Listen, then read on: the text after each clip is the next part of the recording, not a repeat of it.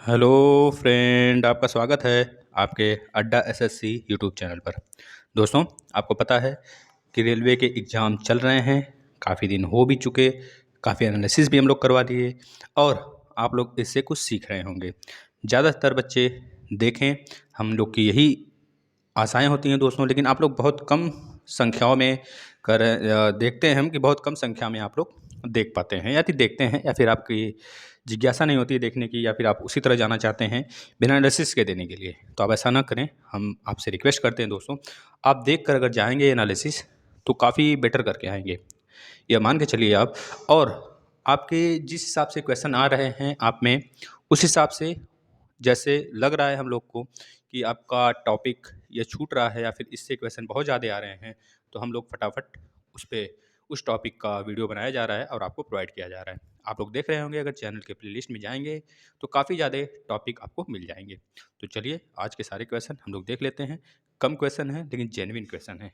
किसी और चैनल की तरह ऐसा नहीं है कि हम लोग कोई और क्वेश्चन ले लिए हों या फिर बहुत ज़्यादा क्वेश्चन की क्वांटिटी भी नहीं है। उतने क्वेश्चन हैं जो जेन्युइन हैं, जो आप लोग से मिले हुए हैं, बस उतने ही क्वेश्चन हैं। भले कम है लेकिन जेन्युइन है। आप ऐसा ही क्वेश्चन पढ़ें, किसी भी चैनल के बहकावे में न आएँ कि बहुत हार्ड क्वेश्चन पूछा जा रहा है या फिर बहुत लो क्वेश्चन पूछा जा रहा है। हम तो नहीं कहेंगे बहुत लो, कुछ क्वेश्चन हैं जो कि बहुत ईज़ी हैं, कुछ क्वेश्चन ऐसे भी हैं जो सबको नहीं आएगा। अगर आपको नहीं आएगा तो मान के चलिएगा सबको नहीं आएगा, अगर आप अच्छे से पढ़े हुए हैं तो। तो चलिए स्टार्ट करते हैं आज का एनालिसिस। आज के सारे क्वेश्चन हम देखते हैं एक-एक करके। देखिए, पहला क्वेश्चन है दोस्तों, इंटरनेशनल एटॉमिक एनर्जी एजेंसी कब बनाई गई थी? तो बता देंगे 1957 में बनाई गई थी दोस्तों। इससे 100 साल पहले आप याद कर लीजिए, 1857 की पूरी क्रांति आप देख के जाएँगे, वहाँ से क्वेश्चन आ रहा है। चंद्रकांता उपन्यास के लेखक कौन है दोस्तों? लेखक यहाँ पे कर लीजिएगा, लेखक नहीं, लेखक कर लीजिएगा। देविका मतलब देवकी नंदन खत्री, याद रखेंगे, देवकी नंदन खत्री चंद्रकांता उपन्यास के लेखक हैं दोस्तों, याद रखेंगे। इसके बाद संथाल विद्रोह दोस्तों कब हुआ? तो बता देंगे 1855 में, मतलब कि 55 में, यह पूछी गई थी। इस विद्रोह में देख लेते हैं क्या है दोस्तों। इसमें बंदोबस्ती जो प्रणाली थी, उसके कारण जो कॉर्नवालिस थे दोस्तों, लॉर्ड कॉर्नवालिस, उसने उन्होंने जो बंगाल के मतलब कि भारत के गवर्नर जनरल थे लॉर्ड कॉर्नवालिस दोस्तों, इनके द्वारा स्थायी बंदोबस्त की प्रणाली शुरू की गई थी। इसी के विरोध में 1855 में यह विद्रोह, संथाल विद्रोह स्टार्ट होता है। यह बात आपको पता होना चाहिए। यह आप अच्छे से नोट डाउन कर लें। और यह बात भी पूछी जा सकती है कि जो लॉर्ड कॉर्नवालिस हैं, यह किस टाइप्स के बंदोबस्त को स्टार्ट किए थे? तो आपको पता होना चाहिए, स्थायी बंदोबस्त ये स्टार्ट किए थे। कब स्टार्ट किए थे? 1793 में। दोस्तों बता देना चाहते हैं, अगर आप इसका पीडीएफ चाहते हैं तो नीचे टेलीग्राम में, डिस्क्रिप्शन में टेलीग्राम दिया गया है, टेलीग्राम का लिंक दिया गया है, आप उस पे क्लिक करके चले आएँ टेलीग्राम पे, और काफ़ी ज़्यादा पीडीएफ आपको बिल्कुल फ्री मिल जाएगी करंट अफ़ेयर का। इसके साथ-साथ आप करंट अफ़ेयर के भी कह लीजिए कि पीडीएफ पा सकते हैं वहाँ पे। चलिए, नहीं जुड़े हैं तो जुड़ने की कोशिश करिए, जुड़ जाइए आप लोग टेलीग्राम से। पूना पैक्ट किसके बीच हुआ था दोस्तों? ये तो बहुत ही बार पूछा गया है, बहुत ज़्यादा चर्चित में होता है, चर्चा में होता है। 1932 में दोस्तों, पुणे के रवदा सेंट्रल जेल में हुआ था, भीमराव अम्बेडकर के बीच और महात्मा गांधी के बीच। इसमें क्या हुआ था? भीमराव अम्बेडकर जी, कह लीजिए कि एक तरह से निर्वाचक मंडल के तौर पे, मतलब कि एक तरह से निर्वाचन मंडल अलग बनाने की बात कर रहे थे। किसकी? जो हरिजन समाज थे दोस्तों, जो निचले तबके के लोग थे उनके लिए। लेकिन महात्मा गांधी ऐसा होने नहीं दिए, क्योंकि 1909 में माल्य मिंटो सुधार आया था। माल्य मिंटो सुधार में दोस्तों यह कांड एक हो चुका था, जिसमें मुस्लिमों को, एक तरह से मुस्लिम भाइयों को अलग से निर्वाचक मंडल के रूप में चुन लिया, मतलब कि दे दिया गया था, है ना? तो उसको दोहराना नहीं चाहते थे महात्मा गांधी। इनको यह लगता था कि हमारा देश जब छोटे-छोटे भागों में बँट ही जाएगा, तो आज़ादी के बाद क्या बचेगा? तो ये सब सारी बातें ये सोचकर बाद में यरदा जेल में इनको मनाते हैं, पूना पैक्ट होता है दोनों लोग में, और गांधी जी वहाँ से हरिजन समाज के लिए बहुत बहुत बहुत काम करते हैं दोस्तों। आपको पता होगा, हरिजन पत्रिका हुआ, हरिजन समाज का नाम देना हरिजन, मतलब कि बहुत सारी चीज़ें यह हरिजन समाज के लिए करते हैं दोस्तों, है ना? शिमला समझौता, हम लोग भाई-भाई हैं दोस्तों, कोई किसी छोटे जात का, कोई बड़े जात का, ये सब नहीं बात करनी, हम लोग सब भाई हैं। नेक्स्ट क्वेश्चन देख लेते हैं जो आज का पूछा गया। क्या पूछा गया? शिमला समझौता किसके बीच हुआ था दोस्तों? तो बता देंगे इंदिरा गांधी जी और जुल्फिकार अली भुट्टो के बीच हुआ था दोस्तों, 2 जुलाई 1972 में हुआ था। एक चीज़ और याद रख लेंगे, पंचशील समझौता जो भारत और चाइना के बीच हुआ था दोस्तों, उस समय लाल बहादुर शास्त्री जी का कार्यकाल था 1954 में दोस्तों, 29 अप्रैल 1954, यह पूछा जा सकता है। ये हमारा एक तरह से कह लीजिए अनुमान, मतलब इस क्वेश्चन को हम डाल दिए हैं इसमें, इस वजह से कि ये क्वेश्चन हो सकता है पूछ ले, क्योंकि जब इंदिरा गांधी जी वाला पूछ लिया शिमला समझौता, तो ये भी पूछ सकता है। एक और चीज़ है दोस्तों, ताशकंद समझौता भी पूछा जा सकता है, 1966, 1966 आप इसे याद कर लेंगे, जो लाल बहादुर शास्त्री के जी के साथ हुआ था, और जो कह लीजिए प्रेसिडेंट थे आपके पाकिस्तान के, उनके साथ हुआ था दोस्तों। ये चीज़ आप याद कर लेंगे, 1966। दूसरी पंचवर्षीय योजना, पंचवर्षीय योजना आपको पूरा पढ़ के जाना है। 1950 में गठन हुआ था इसका, और 1951 से स्टार्ट हो गया था। इस तरह 12 पंचवर्षीय योजना आई थी। लास्ट में 2017 तक यह 12वीं पंचवर्षीय योजना चली थी। इसके जगह इसको रिप्लेस करके नीति आयोग नीति आयोग का गठन होता है, और नीति आयोग का गठन 1 जनवरी दोस्तों 1900 नहीं, 2015 को होता है। 1 जनवरी 2015 को होता है, ये बात आपको पता होना चाहिए। ठीक है दोस्तों। इसके बाद अगर पूछ लेता है नीति आयोग के अध्यक्ष कौन होते हैं, तो हमारे देश के जो पीएम होते हैं वही नीति आयोग के अध्यक्ष होते हैं। नीति आयोग के उपाध्यक्ष कौन है इस समय, तो बता देंगे राजीव कुमार जी हैं। अगर नीति आयोग के अगर पूछा जाता है सीईओ कौन है, तो बता देंगे अमिताभ कांत जी हैं दोस्तों। ये बातें पूछी जा सकती हैं। अमिताभ कांत जी जो सीईओ हैं, उनका कार्यकाल बढ़ा दिया गया है, ये बात भी आपको पता होना चाहिए। हाँ, चलिए। अगर आपसे पूछा गया है पहली पंचवर्षीय योजना, मतलब दूसरी पंचवर्षीय योजना किस मॉडल पे आधारित था, तो बता देंगे दोस्तों महान लोबिस मॉडल पे आधारित था, जो कि 1956 से 1961 तक चला था। आपको पता होना चाहिए, 1961 तक चला था दूसरी पंचवर्षीय योजना। पहली पंचवर्षीय योजना भी पूछा जा सकता है आपसे कि पहली पंचवर्षीय योजना किस मॉडल पे आधारित था, तो बता देंगे हेराल्ड डोमर मॉडल पे आधारित था दोस्तों। पहली, दूसरी और तीसरी पंचवर्षीय योजना, तीनों के जो हेड रहते हैं, जो अध्यक्ष होते हैं, वो हमारे जवाहरलाल नेहरू जी होते हैं, पहले भारत के prime minister. Bokaro steel plant दोस्तों, ये दूसरी बार क्वेश्चन पूछा गया है आपका। हमने बहुतों बार उस बच्चे से पूछा कि ऐसे क्वेश्चन आए थे, तो बोला हाँ ऐसा क्वेश्चन आया था। तो हम कोशिश किए आपको कि चारों चीज़ें आपको प्रोवाइड कर देते हैं, जो भी पूछा जाए आप उसको टिक करके चले आएंगे। बोकारो स्टील प्लांट झारखंड में है, पहले तो ये याद रख लें दोस्तों। किसकी मदद से बनाया गया था, तो यूएसएसआर दोस्तों 1991 के पहले यूएसएसआर के नाम से जाना जाता था, जो आपका रूस है अभी हाल का, क्योंकि 1991-92 में इसका विघटन होता है, और जो मध्य एशिया है पूरा का पूरा यूएसएसआर से टूट कर ही बना है। लगभग 15 देश बने हुए हैं, है ना, जिसमें तान लगा अधिकतर हुआ हो गए, आपके तुर्की वगैरह सब आ जाते हैं उसमें। तो 15 देश रूस से टूट कर बने हुए हैं। ठीक है दोस्तों, इसको आप याद रखेंगे। और अगर बात करते हैं दोस्तों भिलाई स्टील प्लांट, अगर पूछा जाता है किसके मदद से बनाया गया है, तो बता देंगे ये भी यूएसएसआर की मदद से बनाया गया है। यह छत्तीसगढ़ में है दोस्तों। भिलाई देखिए, इसमें आई ई आ रहा है लास्ट में, तो रूस से आप कंपेयर कर लेंगे। और झारखंड वाला बोकारो जो है, बोकारो और भिलाई, बोकारो भिलाई रूस, इस तरह 2-3 बार बोल लेंगे तो याद हो जाएगा। दुर्गापुर स्टील प्लांट दोस्तों, यह पश्चिम बंगाल में है, ब्रिटेन की मदद से बनाया गया था। ब्रिटेन एक दुर्गा का रूप धारण करके भारत में आया था, मतलब कि हर एक देश में जाता था, अपना उपनिवेश बना लेता था उसको। ठीक है ना, इस तरह आप याद कर सकते हैं। राउरकेला दोस्तों, राउरकेला जर्मनी का है।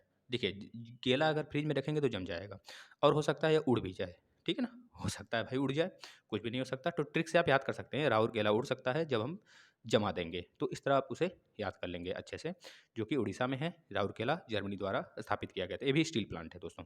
सीसा और टीन मिलकर क्या बनाते हैं, तो बता देंगे सोल्डर दोस्तों। इस तरह आप जितने भी एलिमेंट हैं सबको आप याद कर लेंगे, जैसे ब्रॉन्ज है ब्रॉन्ज है, ब्रॉस है, जर्मन सिल्वर है, सब आप पढ़ के जाएंगे अच्छे से। यहाँ से क्वेश्चन 100% बनेंगे। किडनी की यूनिट दोस्तों पूछ लिया गया, तो बता देंगे नेफ्रॉन है। इसी तरह आप देख लें, रीजनिंग का क्वेश्चन था एक यहाँ पे, तो हमने इसको ले लिया क्योंकि ये जीके से रिलेटेड था। जैसे हृदय का दिया था कार्डियोलॉजी, इस तरह पूछा था किडनी का, तो नेफ्रोलॉजी हो जाएगा, है ना। यह एक ही शिफ्ट का क्वेश्चन है दोस्तों दोनों। ठीक है, ईसीजी देखिए यहाँ पे हम इसको ले लिए ईजीसी, इलेक्ट्रोग्राफी कार्डियोग्राफी, ईसीजी होगा दोस्तों, ईजीसी नहीं, यहाँ पे ईसीजी होगा। यहाँ पे आप बना लेंगे ईसीजी, इलेक्ट्रोकार्डियोग्राफी। ठीक है ना, ये जो होता है हृदय से रिलेटेड होता है, हार्ट से रिलेटेड होता है। जो हार्ट बीट आता, मतलब हार्ट बीट जब बढ़ जाता है, या फिर हार्ट पंपिंग करना, मतलब हार्ट में जब बहुत ज़्यादा ब्लड बंद हो जाते हैं दोस्तों, तो उस समय हार्ट, मतलब बोलते हैं हार्ट अटैक आ गया, कार्डिक अरेस्ट हो गया, और आदमी की देहांत हो जाती है कार्डिक अरेस्ट से। आपको पता होगा हृदय में ब्लड जाना जब रुक जाता है, 1 सेकंड के लिए रुकता है, या फिर मिली सेकंड के लिए भी रुकता है, उसी को बोलते हैं कार्डिक अरेस्ट दोस्तों। ठीक, उस समय आदमी का देहांत हो जाता है ना। इसी तरह इसी से रिलेटेड है ईसीजी से, आप इसे ईसीजी बना लेंगे, ईजीसी जो लिखा हुआ है ना, आप इसे सीजी बना लेंगे दोस्तों, ठीक है, इलेक्ट्रोकार्डियोग्राफी। यहाँ पे ईईजी है जो कि मस्तिष्क से रिलेटेड है दोस्तों, आपको पता होगा। डोपामाइन एक होता है, डोपामाइन आपने सुना होगा, डोपामाइन एक लिक्विड होता है जो मस्तिष्क में होता है दोस्तों। जब वही बहुत ज़्यादा निकलने लगता है तो आदमी का जो मेंटल होता है दोस्तों, मतलब ये डिसमेंटल हो जाता है, उसका मेंटल मतलब मेंटलिटी बोलते हैं उसे, डिसऑर्डर हो गया है, मेंटलिटी डिसऑर्डर हो गया भैया, वो थोड़ा सा पागलों वाला बिहेव करने लगता है। बस वही होता है, डोपामाइन एक लिक्विड होता है, जब वो बढ़ जाता है आदमी में निकलना ना, तो कह लेते हैं कि आदमी डिसऑर्डर, मतलब कि इसको एक तरह से पागल होने का कह लीजिए, पागल पागल हो गया है। बस अब बड़बड़ बड़बड़ बोलना और बहुत सारी बातें करना, अनाप शनाप बातें बोलना, ये सब सारी चीज़ें होने लगती हैं। तो ईईजी होता है इलेक्ट्रो इंसेफिलोग्राम, आप इसे याद कर लेंगे, इसका फुल फॉर्म है। जब किसी खेत में नाइट्रोजन की मात्रा बढ़ानी हो तो किस फसल को उगाते हैं? तो दलहनी दलहनी फसल उगाते हैं दोस्तों, आपको पता होना चाहिए। दलहनी फसल में जो सोयाबीन होता है, उसमें सबसे ज़्यादा प्रोटीन पाया जाता है। सबसे ज़्यादा प्रोटीन किसमें पाया जाता है? तो बता देंगे, जो हमारा सोयाबीन होता है, उसमें पाया जाता है। सोया प्रदेश किसे बोलते हैं? मध्य प्रदेश को बोलते हैं। बाघ सबसे ज़्यादा मध्य प्रदेश में है दोस्तों। वृक्षावन प्रतिशत में सबसे ज़्यादा मध्य प्रदेश में है दोस्तों। जंगल भी सबसे ज़्यादा मध्य प्रदेश में है। आपका राष्ट्रीय उद्यान भी सबसे ज़्यादा मध्य प्रदेश में है दोस्तों। ये सब सारी चीज़ें आपको पता होना चाहिए। अर्थ समिट का दूसरा नाम पूछ लिया, क्या होता है दोस्तों? तो आपको पता है, रियो सम्मेलन बोलते हैं। यह ब्राज़ील में हुआ था दोस्तों। रियो डी जेनेरियो ब्राज़ील का एक जगह है, उसी जगह हुआ था अर्थ सम्मेलन। उसी को बोलते हैं रियो सम्मेलन के नाम से जानते हैं दोस्तों। यह अर्थ से रिलेटेड वहाँ पे सम्मेलन हुआ था देशों के बीच में। ईस्ट इंडिया कंपनी की शुरू मतलब कब बनी दोस्तों? 1600 में बनी थी सूरत में, आपको पता है। इसका प्लांट 1600 में लगा था। जहांगीर के समय लगा था दोस्तों, आपको पता होना चाहिए ना। अकबर से इजाज़त लेने के बाद 1606 में इन लोग का जब प्लांट नहीं पूरा होता, मतलब कि लगता तो है इनका जब जहांगीर मतलब जब अकबर होते हैं। अकबर आपको पता है ना कि 1605 तक रहते हैं, इसके बाद जहांगीर आ जाता है ना। 1605 के बाद जहांगीर आ जाता है, तो जहांगीर के जब अकबर के समय प्लांट लगता है, जिसको ईस्ट इंडिया कंपनी बोलते हैं। और पूरा कब होता है? तो 1608 में होता है पूरा, जहांगीर के समय। ये पूछा जाता है, आप बता सकते हैं, ठीक है ना दोस्तों। चलिए, ईस्ट इंडिया क्यों बोलते हैं? क्योंकि वो हमारे जो ब्रिटेन है दोस्तों, ब्रिटेन के ईस्ट में इंडिया पड़ता है, इस वजह से ईस्ट इंडिया बोलते हैं। ये बात आपको पता होना चाहिए। क्रोएशिया का सर्वोच्च नागरिक सम्मान किसको दिया गया? तो दोस्तों हमारे राष्ट्रपति जी हैं 14वें नंबर के, रामनाथ कोविंद जी दोस्तों। ये आपके कहाँ से हैं? तो बता देंगे, बिहार से हैं। बिहार में पहले यह राज्यपाल भी रह चुके हैं, ठीक है। ये क्वेश्चन पूछा गया था आज के शिफ्ट में। रीजनल कनेक्टिविटी स्कीम का नाम क्या है दोस्तों? उड़ान। उड़ान एक पहल है दोस्तों, आप इसे याद कर लेंगे। मांसपेशियों में जब ऑक्सीजन की कमी हो जाती है दोस्तों, तो आपको पता है कि घुटने वगैरह या फिर जहाँ पे जोड़ों के दर्द होते हैं दोस्तों, बहुत ज़्यादा दर्द देने लगते हैं। या फिर कह लीजिए कि जैसे कि जब आदमी, जैसे कि आपके घर में अगर दादी हों, दादा हों, तो आपको देखते होंगे जब उनके घुटने में दर्द हो रहा है, कहीं कलाई में दर्द हो रहा है, कहीं जहाँ-जहाँ उनका जॉइंट है ना, वहाँ पे दर्द होने लगता है। क्योंकि वहाँ पे एक एसिड होता है, जिसे बोलते हैं लैक्टिक एसिड। आपको पता होगा रेनिन, रेनिन हमारे पेट में होता है, जो कि दूध को पचाता है। रेनिन और पेप्सिन होता है। तो रेनिन दूध के पाचन का काम करता है, लेकिन इसी तरह लैक्टिक एसिड होता है दोस्तों। जो बूढ़े लोग हो जाते हैं, जो बूढ़े दादा-दादी हो जाते हैं, उनके पैरों में या फिर कह लीजिए जोड़ों के दर्द, जहाँ पे जोड़ें हैं, वहाँ पे जमा हो जाता है। तो उस कारण से उनका वह जोड़ा दर्द करने लगता है, उसे बोलते हैं लैक्टिक एसिड जमा हो जाता है वहाँ पे, ठीक है ना? ये बातें होती हैं, तो आप याद कर लेंगे। मांसपेशियों में जब ऑक्सीजन की कमी हो जाती है, तो लैक्टिक एसिड वहाँ पे जमा हो जाता है ना? और इस वजह से वह दर्द करता है। ये बातें आपको पता होना चाहिए। अब देखिए, यहाँ पे 2 रूप हैं, टेंडन एक, लिगामेंट आप सुने होंगे। टेंडन का मतलब बोन प्लस मांसपेशी होता है, और बोन टू बोन जब कनेक्टिविटी होती है तो उसे लिगामेंट बोलते हैं। पीली क्रांति किस नाम से जानी जाती है? या फिर इसका क्या उद्देश्य था, या फिर कह लीजिए हाँ, क्या उद्देश्य था? तो मस्टर्ड, सरसों की खेती को बढ़ावा देना, है ना? सरसों के प्रोडक्शन को बढ़ावा देने का काम था। इसी तरह काला, मतलब कि काला क्रांति था। इसी तरह आपका सुनहरी क्रांति है, आप याद कर लेंगे। ग्रीन हरित क्रांति है। सारी चीज़ें आप याद रखेंगे। स्वामीनाथन जी, डॉक्टर स्वामीनाथन जी, 1966 वाला, जो आपका कह लीजिए कि उस समय आपका पंचवर्षीय योजना तीसरा स्टार्ट हो गया था। इसी तरह नॉर्मन बोरलॉग हैं, पूरे विश्व में जाने जाते हैं, क्रांति के देवता के रूप में जाने जाते हैं दोस्तों। उनके नाम से कह लीजिए कि पुरस्कार भी चलता है ना? कामाख्या मंदिर पूछ लिया गया था, कहाँ पे है? तो बता देंगे, असम में है दोस्तों। इसी तरह अक्षरधाम मंदिर है, काफ़ी ज़्यादा खूबसूरत मंदिर है दोस्तों। ये दिल्ली में है, काफ़ी ज़्यादा खूबसूरत है, कभी जाना होगा तो जाइएगा। यह पूछा जा सकता है आगे, ठीक है ना? जितने मंदिर हैं आप उसे याद कर लेंगे। वारली चित्रकला दोस्तों, चित्रकला से रिलेटेड अब आपको इस क्वेश्चन को देख कर ना, अब इसी क्वेश्चन को नहीं रट के बैठ जाना है। अब इस क्वेश्चन के हिसाब से आपको, जैसे कि बिहार के जितने भी चित्रकला हैं, झारखंड के, मध्य प्रदेश के, महाराष्ट्र के, सबको आपको याद करके जाना है दोस्तों। सारी चीज़ें याद करके जाना है, वहाँ से पूछी जा सकती है। तो वारली चित्रकला महाराष्ट्र की हैं, ठीक है ना? महाराष्ट्र का है, ठीक है ना? चलिए, कलपक्कम पावर प्लांट दोस्तों, जैसे काकरा पावर है, काकरा पोर है, उस तरह वो गुजरात में काकरापार, इसी तरह नरोरा है यूपी में, ठीक है ना? बहुत सारे हैं पावर प्लांट, आप याद कर लेंगे। यह कलपक्कम दोस्तों आपका तमिलनाडु में पड़ता है, तमिलनाडु में पूछ लिया गया, मतलब कलपक्कम पूछ लिया गया, इसका दूसरा नाम क्या है? तो बस बता देंगे, Madras atomic power station. Madras मतलब वही आपका चेन्नई, है ना? याद कर लेंगे इसे।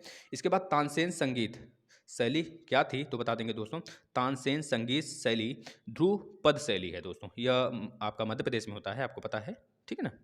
भूजल का उपयोग खेती में सबसे कम कौन सा राज्य करता है दोस्तों? इस तरह 4 ऑप्शन दिया था, पंजाब, हरियाणा, राजस्थान, उड़ीसा। तो इसमें अगर देखा जाए तो राजस्थान जो है सबसे कम करता है ना? जहाँ पे ज़्यादा बारिश होगा या फिर जहाँ पे ज़्यादा बारिश होता है तो उस क्षेत्र को हम किस नाम से जानते हैं? तो वही वेटलैंड होता है, आपको पता है। नमी युक्त जगह जो होती है वहाँ पे जब ज़्यादा बारिश होता है तो उसे हम वेटलैंड के नाम से जानते हैं। इस समय देखा जाए भारत में कितने वेटलैंड हैं दोस्तों, कितने इस तरह के साइट हैं तो आपको पता होना चाहिए। अब 42 हो गया है भारत में साइट, है ना? 42 हो गया है। सबसे ज़्यादा आपके ईरान और चीन में है। ईरान और चीन में कितने-कितने हैं? तो बता देंगे 55-55 साइटें हैं दोस्तों, है ना? 55-55 है। ये भी पूछ लिया गया था पूरे भारत में आपके कितने साइटें हैं, तो ये सब सारी चीज़ें आपको मतलब पूरे भारत में कितने साइटें हैं आपको पता होना चाहिए। अभी हाल में ही दिसंबर के लास्ट तक दोस्तों पहले 41 था, अभी हाल में 42 हो गया है, जो कि लद्दाख में एक खोजा गया है, मतलब बनाया गया है, खोजा क्या गया है, बनाया गया है दोस्तों। तो याद रखेंगे इस सारी चीज़ों को और अब इससे रिलेटेड ही क्वेश्चन पढ़ने की कोशिश करिए दोस्तों। अगर अभी तक आप सब्सक्राइब नहीं किए चैनल को तो हम आपसे रिक्वेस्ट करते हैं, और अगर आपको अच्छा लगा तब आप सब्सक्राइब करिए। ऐसे ही बहुत सारे वीडियो हमारे चैनल पे पड़े हुए हैं, आप देखिए। आगे आने वाले सारे वीडियो को देखने के लिए दोस्तों आप बेल आइकन पे क्लिक कर लीजिए।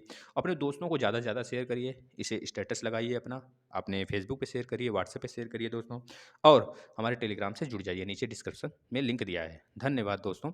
अगर आपको अच्छी लगी वीडियो तो लाइक किए बिना नहीं जाएंगे, ठीक है? अपना ख्याल रखिएगा। All the best for exam.